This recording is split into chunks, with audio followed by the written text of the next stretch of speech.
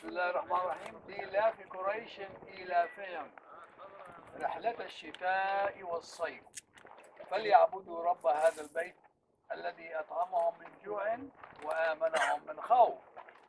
There are two main periods of the trade between Arabia and Syria. And one takes place in the summertime because that's the harvest season for the area. And the winter time they used to go to Yemen because of different climate altogether. And so that is the main trade that the caravan used to come through here and into Syria. And when the Prophet ﷺ, when he was little, he accompanied his uncle. And as you know,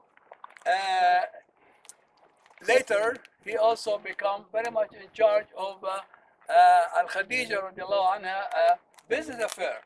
So she was a trade woman and he was handling her business.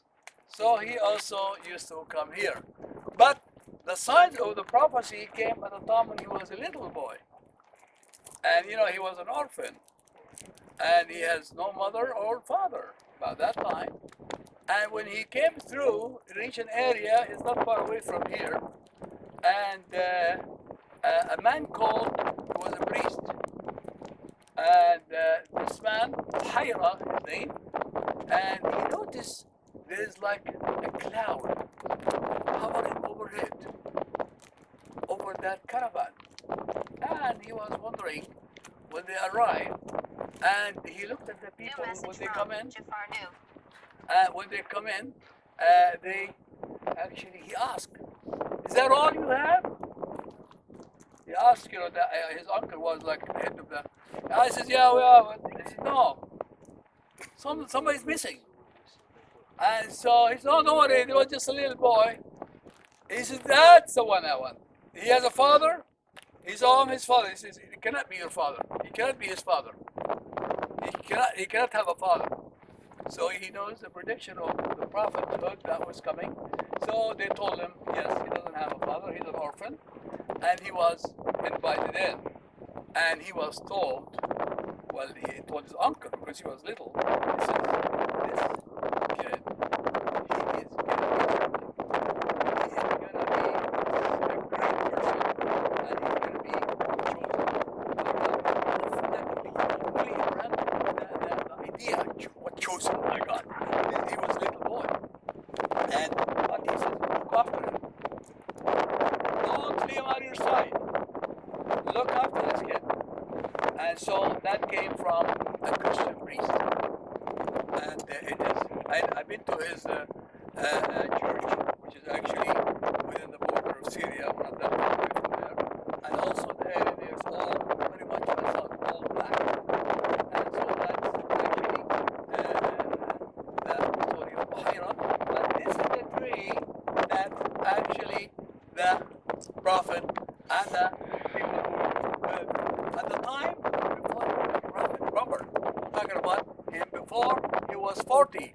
The Prophet got the revelation when he was 40. And so, but before that, he was involved in the trade, and they used to rest under this tree. So, and you can see it's a Pistachio atlantica tree. This is the scientific name of this tree, and in a month or so will be all green. And so that you can imagine in the middle of the desert, you have a tree where you can actually rest. And when you sit under the tree provides you with oxygen and during the day, so you can actually have a nice nap and before you continue on to your journey. So from Arabia to Syria, and this is one of their resting places under this tree.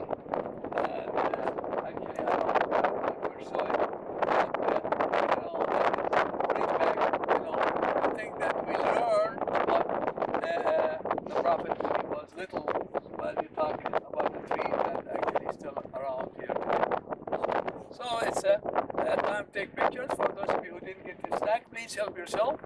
And then if you want to perform a prayer here, we can do that at congregation. In 10 minutes, we'll do Jamaat for Asr We've got Mulana here and we'll lead to do a Jama'ah here for Asr in about 10 minutes.